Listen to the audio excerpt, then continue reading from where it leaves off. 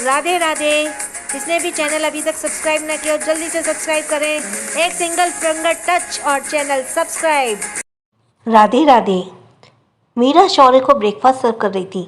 शौर्य मीरा के चेहरे पे आए भाव को पढ़ने की कोशिश कर रहा था, पर शौर्य ने उस टाइम मीरा से कुछ नहीं पूछा। वो चुपचाप ब्रेकफास्ट करने लगा।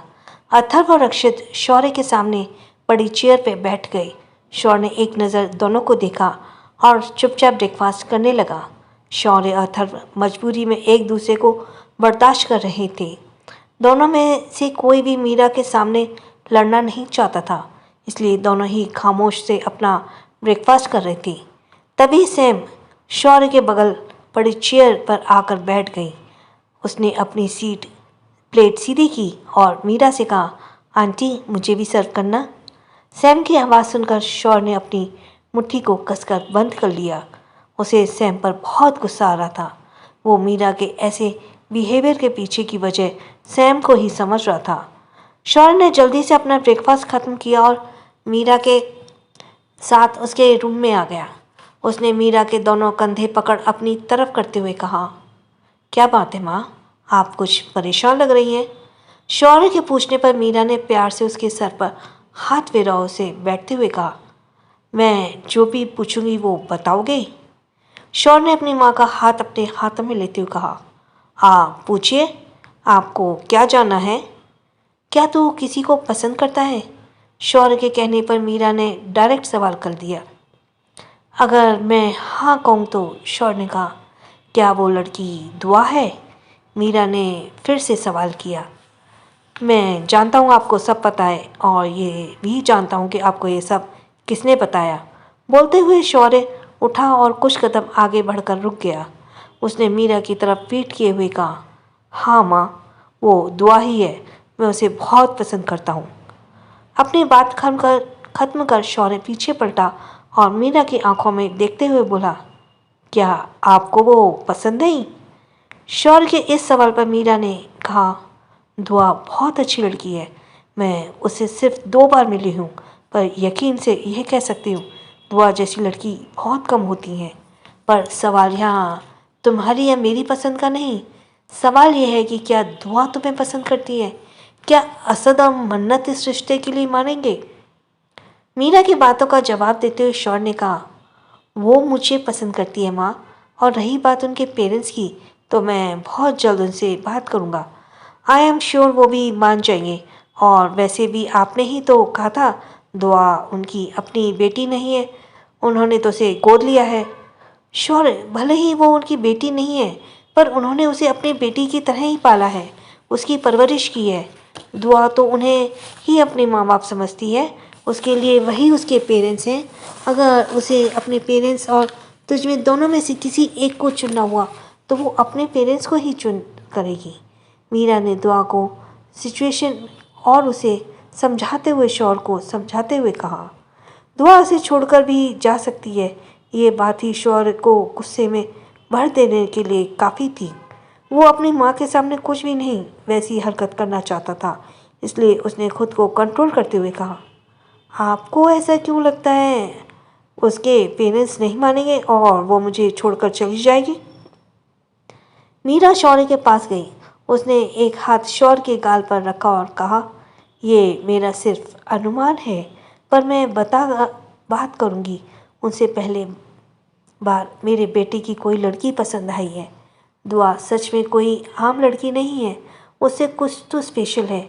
लड़कियों से दूर दूर रहने वाला शौर्य आज उसे अपनी ज़िंदगी में शामिल करना चाहता है, कुछ तो स्पेशल है उसमें। दूसरी तरफ विला में दुआ अपना बैग लेकर बाहर आई तो अनवय उसका गाड़ी में पर इंतज़ार कर रहा था। दुआ ने अनवय से कहा, सॉरी मुझे थोड़ी देर हो गई आने में।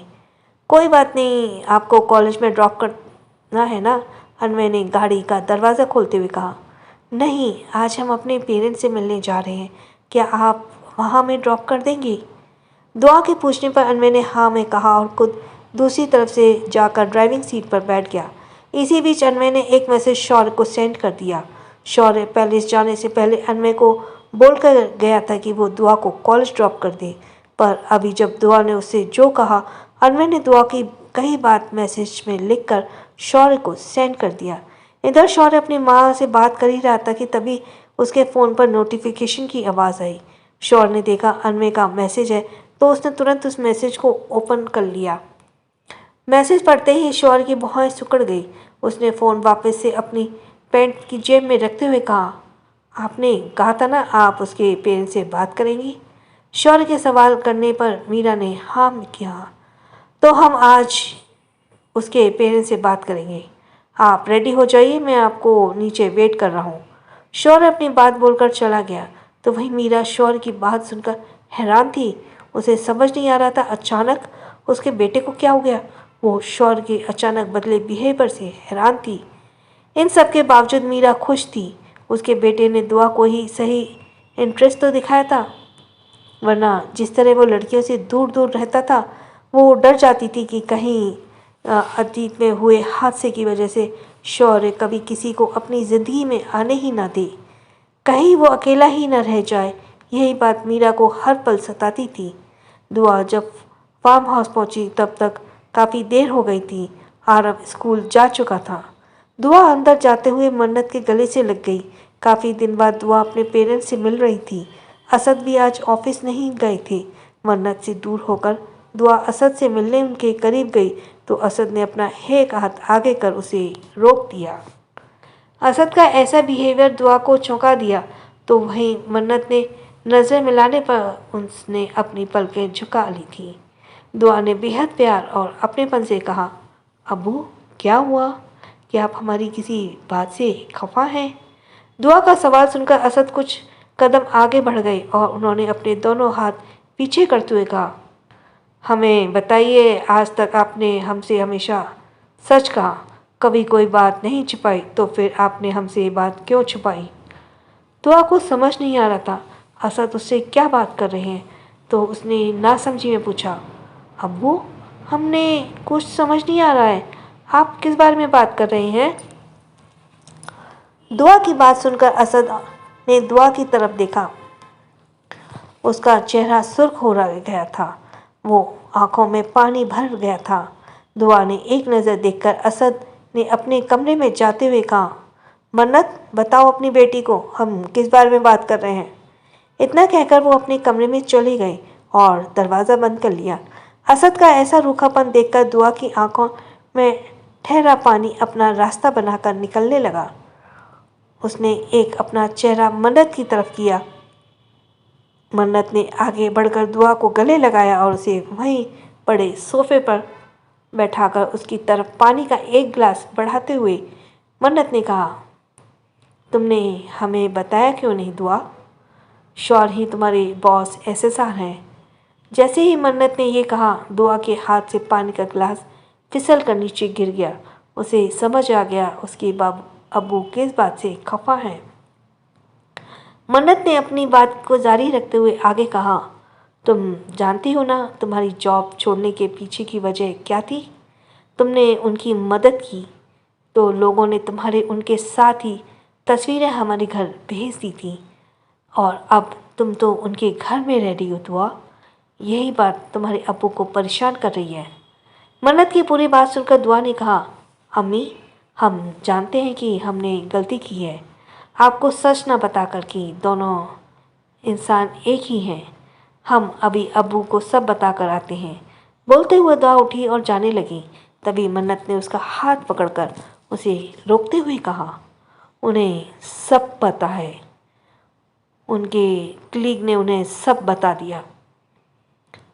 अब एक सवाल जो हम दोनों के अंदर है, जो हमें परेशान कर रहा है, वो हम तुमसे पूछना चाहते हैं। मन्नत बोलते हुए खड़ी हो गई और दुआ की आंखों में देखते हुए मन्नत ने कहा, हमें बताओ दुआ, क्या तुम्हारे मन में कुछ ऐसा है जो हम नहीं जानते, जो हमारा जानना जरूरी है? मन्नत का सवाल सुनकर दुआ के कदम लड़खड़ा गए। वो जानती थी कि एक दिन ये सवाल उसके सामने आएगा, पर इस तरह इतनी जल्दी आएगा उसकी उम्मीद उसने नहीं की थी। दुआ ने अपने आंसू पोंछते हुए कहा, हमें अबू से बात करनी है। बोलकर दुआ असद के कमरे की तरफ बढ़ गई। इधर राज पायल को ड्रॉप करके उसके कॉलेज आ गया था। पायल गाड़ी से दरवाज़ा खोलकर जाने लगी, तभी उसे ऐसा लगा जैसे किसी ने उसका हाथ पकड़ा हुआ है। पायल ने तिरछी नज़र से देखा तो उसका दूसरा हाथ राज के हाथ में था। पायल ने पलकें उठाकर राज की आंखों में देखा और आईब्रो उठाकर सवाल किया। राज ने उसके करीब आते हुए कहा, दूर रहना उस लड़के से। पर क्यों? वो मेरा क्लासमेट है। तो उससे कहो क्लास में ही और भी स्टूडेंट्स हैं, उनसे बात करें, तुमसे नहीं। ये कैसी बात है? क्लास में मैं भी तो आती हूँ। अगर वो मुझसे बात करता है तो इसमें प्रॉब्लम क्या है? पायल की बातें राज को इरिटेट कर रही थी। उसने पायल का हाथ खींचा तो वो एकदम से उसके करीब आ गई। राज ने अपना दूसरा हाथ पायल के गले में डालकर उसकी गर्दन को पकड़ा। उसे अपने पकड़ थोड़ा और करीब करते हुए उसकी आंखों में देखते हुए कहा, मुझे प्रॉब्लम है उसके तुमसे बात करने से, तुम्हें उसके साथ रहने से। तो अब तुम उससे दूर रहोगी, ना उसके पास बैठोगी और ना उससे बात करोगी। राज के इस तरह उसके करीब आने से, उसकी आंखों में आंखें डालकर बात करने से, उसकी जो इस तरह उसकी गर्दन पकड़ने से वो कंफ्यूज थी। उसे कुछ समझ नहीं आ रहा था। वो राज की आंखों में देखकर समझने की कोशिश कर रही थी, राज के अंदर चल क्या रहा है। राज पायल के चेहरे पर बिखरी कन्फ्यूजन को अच्छे से देख रहा था। पायल का कन्फ्यूजन चेहरा उसे और अट्रैक्टिव लग रहा था। वो उसके चेहरे पर अपनी एक गहरी नज़र डालते हुए होठों को तिरछी कर धीरे से मुस्कुराया और आगे बढ़कर उसके होठों पर अपने होठ रख दिए। पायल के चेहरे पर बिखरे कन्फ्यूजन के अब शॉक की जगह ले ली थी। शॉक में उसकी खूबसूरत आंखें काफ़ी बड़ी होकर भी खूबसूरत लग रही थी। दुआ ने धीरे से दरवाजे पर नॉक किया। दरवाज़ा अंदर से बंद नहीं था, तो नॉक करते ही थोड़ा सा खुल गया। दुआ धीमी कदमों से अंदर गई। असद आराम कुर्सी पर बैठे थे। दुआ उनके पीछे जाकर खड़ी हो गई। राज पायल के किस कर रहा था। जहाँ राज अपनी पेशेंट किस को आंखें बंद कर फुल एंजॉय कर रहा था, तो वहीं पायल अभी भी शॉक में थी। अपने होठों में पेन फील करते ही पायल अपने सेंस में आई और राज को चेस्ट पर हाथ रख उसे दूर धक्का देते हुए बोली। हालांकि पायल के धक्का देने से राज पर कोई असर नहीं हुआ था, पर फिर भी वो पायल के लिए खुद को उसके धकेलने पर उसके दूर हो गया। तुमने मुझे फिर से किस किया? पायल ने अपनी बड़ी सांसों को कंट्रोल करते हुए कांपते होठों से कहा। पायल की बात को जैसे राज पर कोई असर ही नहीं हुआ था। राज ने पायल की बात को इग्नोर कर टिश्यू निकालकर अपने होठों को साफ करने लगा। उसने जैसे सोचा था वैसे ही हुआ। पायल के होठों की लिपस्टिक राज के होठों पर फैल गई थी। खुद को इग्नोर होते देखकर पायल ने दांत पीसते और गुस्से में मुंह बनाते हुए बोली, मैं आज भाई को सब बताकर रखूंगी। तुमने मुझे 2 बार किस किया है, वो भी ज़बरदस्ती। पायल की बात सुनकर राज ने आगे बढ़कर फिर से पायल को होठों को छू लिया और बोला, 2 नहीं 3 बार। तुम कितने बुरे हो, तुम सच में बहुत बुरे हो। बोलते हुए पायल की आवाज़ रुआसी हो गई। राज ने नॉर्मली कहा, हाँ बहुत बुरा हूँ।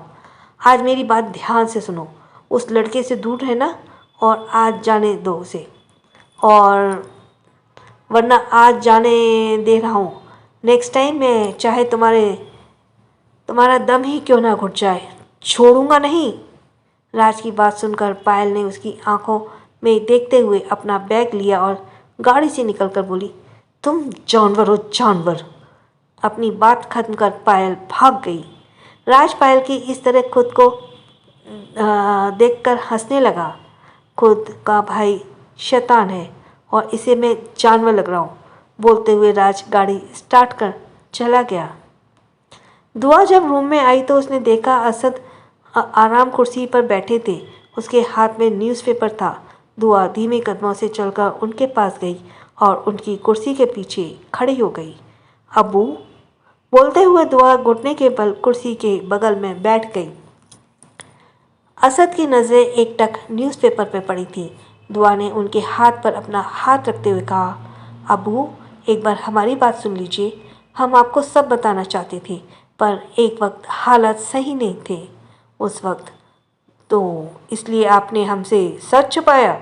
असद ने न्यूज़पेपर में नज़रें गड़ाते हुए दुआ के बीच में काटते हुए कहा, नहीं अब्बू, ऐसा नहीं है। वो हम तो बताना चाहते थे। फिर क्यों नहीं आपने हमें बताया? असद ने फिर सवाल किया। दुआ खामोश हो गई। उसे समझ नहीं आ रहा था कि अपनी बात का असद को कैसे समझाए। दुआ को खामोश देखकर असद ने कहा, हम आपसे कुछ पूछ रहे हैं, इस बार हमें सच बताइए दुआ। आप जानती हैं ना, आप हमारा गुरूर है। हम आप पर नाज करते हैं और आप हमारी बेटी हैं। दुआ असद की बातों को बड़े ध्यान से सुन रही थी। असद ने अपनी बात को जारी रखते हुए आगे कहा, साजिद का फ़ोन आया था। पिछले कुछ दिनों से जो भी हुआ हमने उन्हें सब बताया। हमारी बातें सुनकर उसने सुझाव दिया है, आपकी और अरमान की शादी जल्दी हो जानी चाहिए। असद की बात सुनकर दुआ ने बहुत बुरा धक्का लगा और वो एकदम से शॉक्ड रह गई।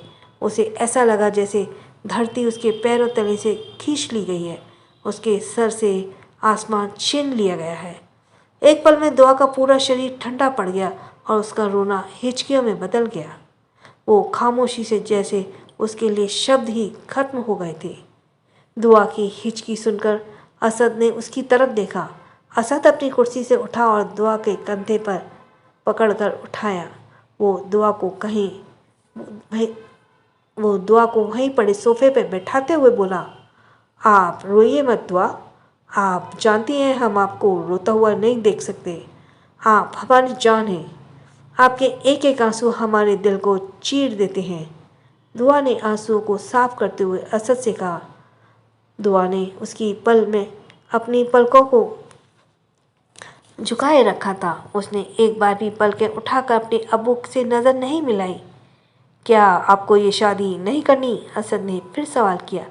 दुआ ने ना में सिर हिला दिया। आपको अरमान शादी नहीं करनी या कभी शादी ही नहीं करनी आपको? असद के इस सवाल पर एक बार फिर दुआ ने होठों पर खामोशी का ताला लग गया। दुआ ने कुछ पल रुककर कहा, हमने आपसे कुछ भी नहीं मांगा अब्बू, पर आज हम आपसे कुछ मांगते हैं। हमें ये शादी नहीं करनी। हमें इस शादी से बचा लीजिए। क्यों नहीं करनी आपको ये शादी? क्या आपको कोई और पसंद है? असद की बातें सुनकर दुआ ने अपनी पलकों को कुछ और झुका लिया। एक गहरी सांस लेकर उसने कहना शुरू किया, हम नहीं जानते अब्बू ये सब कैसे हुआ। ऐसा हो हम कभी ये चाहते भी नहीं थे, पर पता नहीं कैसे आप शौर्य को पसंद करने लगी हैं। दुआ की अधूरी बात को पूरा करते हुए असद ने कहा तो एक पल के लिए दुआ की पलकें उठी और उसने असद की आंखों में देखा। दुआ समझ गई थी कि उसके अब्बू को ये बात पहले से पता है। उसने तुरंत अपनी पलकें झुका ली और हाँ में धीरे से सिर हिला दिया। दुआ की हामी देखकर असद कमरे के एक किनारे आ गए जहाँ खिड़की थी। यहाँ हमारे पास आइए, असद ने बाहर देखते हुए दुआ से कहा। दुआ उनके बुलाने पर गई। बाहर देखिए और बताइए आपको क्या दिख रहा है?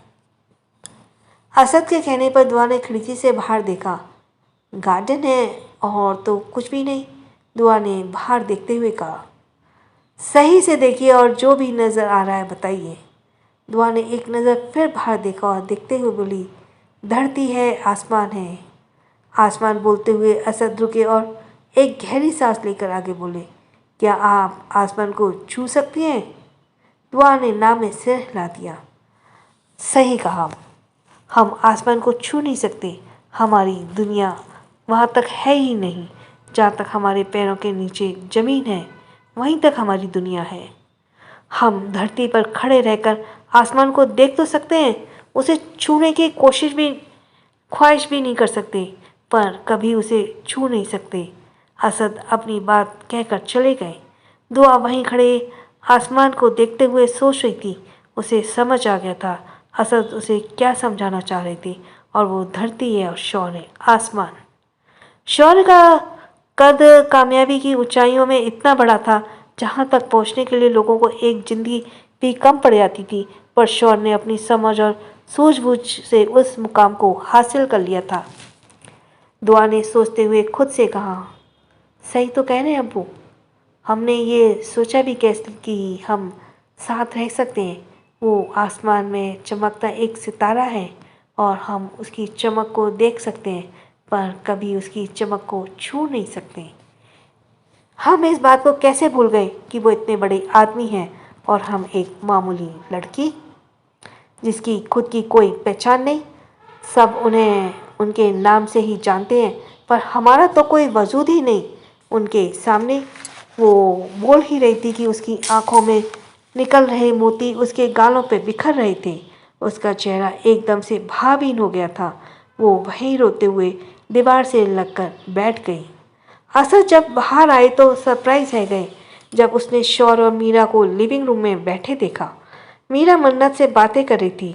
असद को देखकर उसने भी आंखों ही आंखों में कुछ कहा, जिस पर पलकें झपकाकर असद ने सहमति दी। मीरा का ध्यान इस बात पर नहीं था, पर शौर ने अच्छे से इस नज़रों का खेल को समझ लिया था। उसने उठते हुए असद को ग्रीट किया। मीरा कोई बात शुरू करती उससे पहले ही असद ने कहा, आपने हमारे लिए इतना कुछ किया है, इसका एहसान तो हम शब्दों में बयान नहीं कर सकते, पर अब हम यहाँ से जाना चाहते हैं। हमने एक फ्लैट देखा है और हमारे ऑफिस और दुआ के कॉलेज के पास ही है, तो हम आज ही शिफ्ट करने की सोच रहे हैं। असद की बात सुनकर शौर को बहुत गुस्सा आया और उसने रिएक्ट ना करते हुए अपनी मुट्ठी को बंद कर अपने गुस्से पर काबू किया। मीरा ने असद की बातों पर कहा, ये कैसी बात कर रहे हैं आप भाई साहब? क्या आपको यहाँ कोई तकलीफ़ है? नहीं, हमें यहाँ कोई तकलीफ़ नहीं है, पर हम यहाँ कब तक रह सकते हैं? एक न एक दिन तो हमें यहाँ से जाना ही होगा। पर आप लोग जाना क्यों चाहते हैं? शौर ने अचानक ही बीच में कहा। असद और शौर की नज़रें मिली। तभी शौर ने अपनी बात को जारी रखते हुए कहा, आप लोग यहाँ भी तो रह सकते हैं। कोई भी परेशानी होती है तो आप मुझसे कहिए, मैं उसे रिजॉल्व करूँगा। बेटा, ऐसी बात नहीं है। हम कब तक ऐसे आपके घर में रह सकते हैं? हमें कभी ना कभी तो यहाँ से जाना होगा, तो आज क्यों नहीं? अगर मैं ये कहूँ कि ये घर आपका है तो अब आप हमेशा के लिए यहाँ रह सकते हैं, तब भी आप यहाँ से जाना चाहेंगे? आप जो कह रहे हैं सुनने में अच्छा है बेटा, पर हम ऐसा कर नहीं सकते।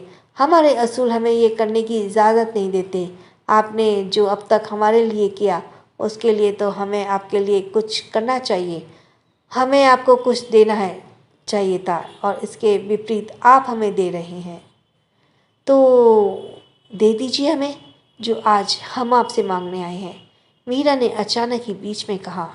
मीरा की बातों का जवाब देते हुए मन्नत ने कहा, हम कुछ समझे नहीं। मैं समझाती हूँ, मीरा ने कहा, फिर मुस्कुराते हुए अपनी बात उसके सामने रखने लगी। शौर ने जो आपके लिए किया वो आपको एहसान लग रहा है और उसके बदले आप हमें कुछ देना चाहते हैं, तो दे दीजिए।